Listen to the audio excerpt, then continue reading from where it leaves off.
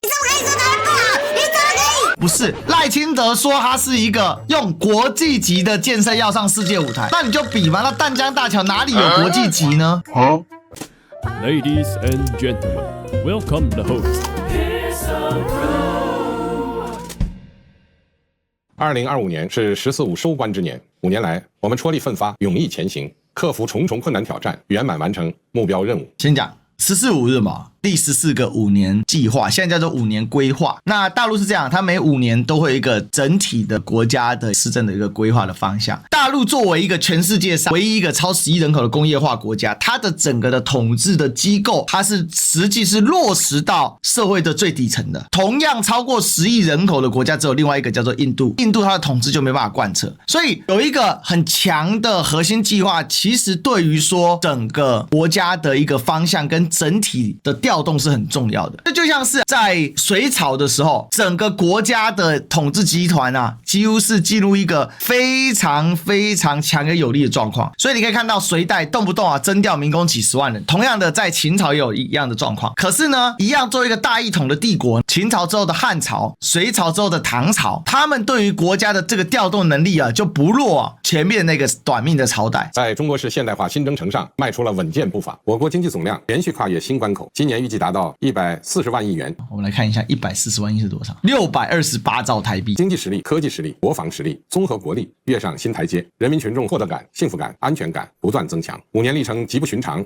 成绩来之不易。所以这5年45啊，2020到2025是整个中国大陆变化最激烈的5年。因为18年开始，川普发起新冷战嘛，拜登的加强新冷战到川普2.0。从2月到10月底，所以从2018年到2025年期间所面临的来自美国的压力啊，是远比苏联在冷战时期面对美国的压力还要来得更大的。所以为什么习近平今天在讲这个时候成绩得之不易，有一种松一口气的感觉，因为最困难的时候已经过去了。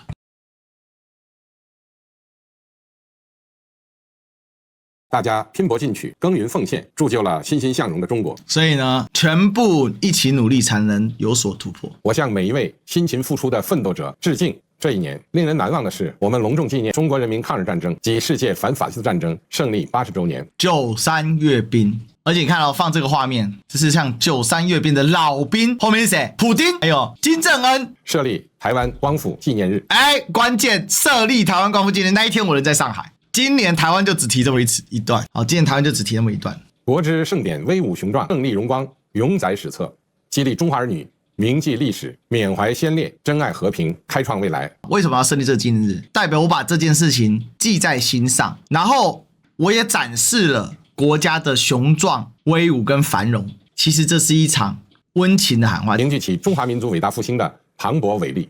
所以事实上就是把历史做个贯穿，所以把2025年定为一个历史的节点。我们依靠创新为高质量发展赋能，科技与产业深度融合，创新成果竞相涌现。代表什么？新质量，人工智能大模型你追我赶，芯片自主研发有了新突破，我国成为创新力上升最快的经济体之一。天文2号开启追星之旅，亚夏水电工程开工建设。好，这里来哦。前面讲的是什么？新科技助力整个中国的一个发展，你追我赶指的是跟美国之间有来有往，所以这叫做民族自信的展现。天文2号开启追星之旅，亚夏水电工程开工建设。这是雅鲁藏布江下游的水电工程，哇，这个很猛啊！这一条是恒河，这一条就是布拉马普特拉河，这2条合并在一起之后，变成这个梅克纳河，是世界上流量最大的水系之一。你看超大，这就是所谓的恒河三角洲啊。这一条河呢，流经哪里？流经印度的阿萨姆邦，流经藏南，印度叫阿努纳恰尔邦，目前是印度实控的部分。然后再往上游走是哪里呢？它就是上游，就是流到西藏。这一条就是雅鲁藏布江，西藏的母亲之河。然后这个雅鲁藏布江呢，它一路蜿蜒，一路蜿蜒，一路蜿蜒哦，到这个南迦巴瓦峰这里有没有来了一个超大的一个回转？从西南往西北流，突然这个大回转变成了从东北往西南流。然后呢，现在这个亚夏水电工程呢，就是要在这里来新建。那这个水电站因为是超敏感的，这里就是中印时空边界了。中国的墨脱县对上印度的根仁，这两边是时空线哦，而且很好玩哦。雅鲁藏布江进入到了印度，就变得叫做什么？叫做布拉马普特拉河，这是所谓的时空线里面。这边啊，之前这个就是所谓的东线，这个很敏感。但是中国一直很想利用这边的水利，为什么呢？因为这边的水利真的是太香了，这个是2000公尺的高低差，所以在这样超过2000公尺的高低差呢，这个水利的能量是极其巨大。所以它现在的方法就是透过打洞，用隧穿的方式，然后配合中国的特高压直流输电，它就可以把电呢源源不绝的输出去。更重要的是，因为印度是一个很缺电的国家，将来如果中印关系一定程度改善的话，甚至可以怎样把电直接就卖进印度，相当于是赚钱赚到爽。今年的元旦讲话听起来台湾讲的少，全国建设讲的多，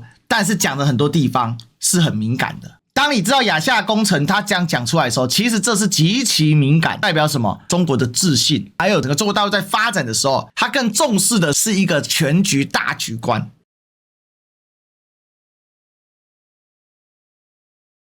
首艘电磁弹射型航母正式入列，人形机器人亮出功夫模式。这个最近王力宏演唱会很红，就是让机器人可以跳翻滚。无人机演绎绚丽烟花，创新创造催生了新质生产力，也让生活更加多姿多彩。所以新质生产力不仅把传产往新的产业方面去发展，并且让你跟生活做了一个结合，这是中国未来的方向，也就是进行产业升级。大家知道创造经济增量它有2种模式嘛。一种是在既有的基础上加大投资嘛，另外一种是创新的产业。那既有基础上加大投资的话，你能够增长出来的，除非增量需求非常的大，否则的话你在既有基础上加大投资，不见得会带动市场的整个扩大，那也可能产出出现产能过剩。可是在新的科技方面的扩增呢，这个美国已经玩过好几次了。90年代的时候网络嘛，所以才有2000年的网络泡沫嘛，然后现在的 AI 嘛，所以这个新质生产力就在配合这个。我们以文化滋养精神家园，世界遗产再添新园，悟空和哪吒风靡全球。哪吒是那个电影，古韵国风成为年轻人眼中的顶流审美。这倒真的，我们去到各个地方都有穿汉服的人，不管是小姐姐男生也有不少在穿。传统与现代交融，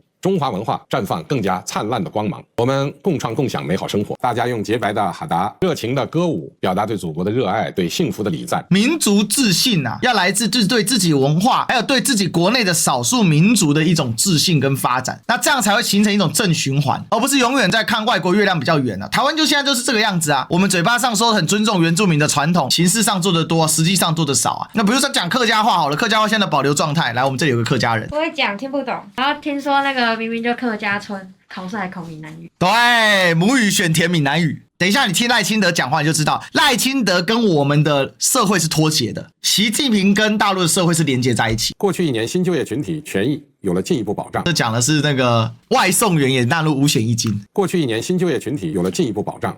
然后这个东西还被八九拿来笑，超智障。最好笑的是我们台湾也在推外送员法，也要把台湾的外送员纳入劳健保。适老化改造给老年人带来方便。适老化改造是什么？其实就是我们台湾讲的长照3.0。育儿家庭每月多了300元补贴，育儿家庭多300元就是1200块，还不多啦。台湾现在给的还是多了一点。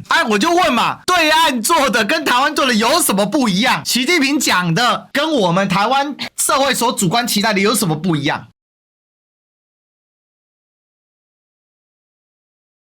中国这个大家又蒸蒸日上，我们继续敞开胸怀，拥抱世界。上合组织天津峰会、全球妇女峰会成功举办，海南自贸港全岛封关运作。大陆现在在做的方式就是2001年两岸一起进入世界贸易组织，对中国大陆来讲是巨大的发展的成就。因为大陆够大，第二，大陆特殊的政治体制，所以全球化的掠夺者在大陆没有办法实质形成掠夺，反而是给大陆的整体赋能。一个稳定的政治体系，一个开放的经济社会，然后所以全球化之后，其实大陆是急剧发展。可是回过头来在这个时候，美国反而把全球化给收散。所以海南自贸港全岛封关运作什么？这个封关不是把海南给关起来，而是说它的商品独立的关税让更大的去开放、去发展、去融入全球化的市场，对大陆来讲才是整体发展的最上最优先，因为全球化对大陆来讲是一个极为优势的选项，这是当年美国搞全球化没有想到的。继3大倡议之后，我提出全球治理倡议，推动建设更加公正合理的全球治理体系。当今世界人民大团结，中国是一个有使命感的国家了。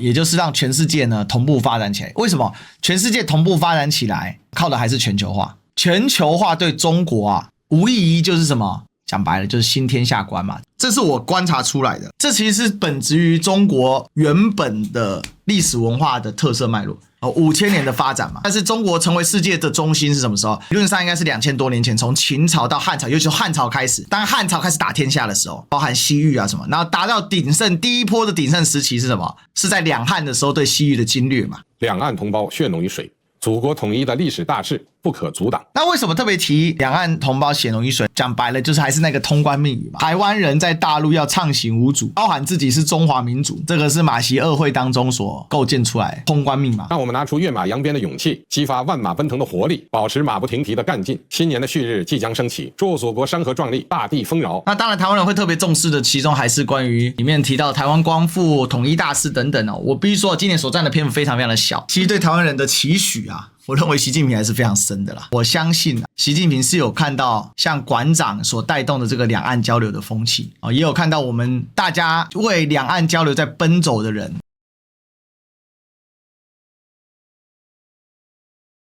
然后再来呢，我们来看隔壁棚。隔壁棚呢，赖上任性之岛，希望之光发表2026谈话。我跟你说，我做了一件很有趣的事情，我去找了 ChatGPT， 然后帮我分析了一下，我还是忍痛把它看完。以下归纳分析列点，重点加政治讯号解读。我们先看 ChatGPT 怎么评价整体定调叙事框架：危机中有成就的叙事，迎战威胁动员。但我不知道为什么要写这一段，这是什么？明确的是以外部威胁挂号中国，内部阻碍朝野僵局作为对比。什么意思呢？核心论述是说，我去年做的超棒的，我在经济建设、社会政策方面都超赞，威胁正在逼近，中国跟国会杯葛，唯一的解放是什么？团结，强化国防，支持政府路线。所以呢，就要学青鸟，你知道吗？清德舔，他只要舔清德就好，清德舔，然后把自己塑造成稳定国家对抗风险的唯一可靠执政者，把反对力量间接框入拖累国家安全与发展的一方。所以所有反对清德的人都是邪恶的，就是邪教啊。连续10年呢，提升劳工基本薪资，从16年2万块提到现在29500元。那我就问一个最简单的问题，那请问你的实质收入有没有增加啊？好像从16年到现在10年加了快1万块呢。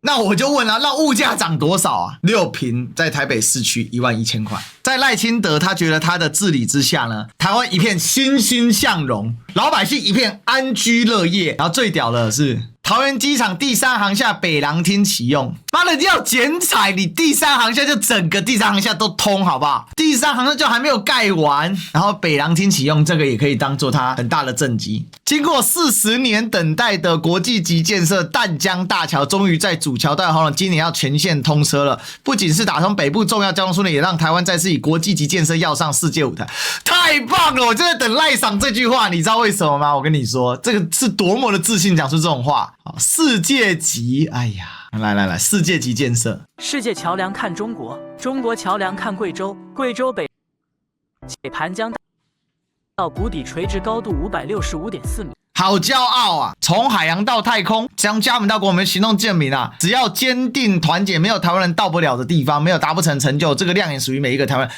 我当然觉得台湾人有自信是很好，但是用这种夜郎自大的方式自信啊，是可悲的。然后他说落实照顾投资未来啊，健康台湾生根计划成立了100亿规模的癌症新药基金。好，请问一下，100亿规模的癌症新药基金到底研发了什么？运动部投入248亿预算，那请问运动部的具体的目标是什么？就只会讲投钱，当然多鼓励青年到海外圆梦，那是好事。这个要称赞他一下。再来，即使挑战不断，克服了什么？新的一年4个总目标：第一，更安全的韧性台湾。所以呢，继续强调，我们怎样启动了反渗透第17项国安策略。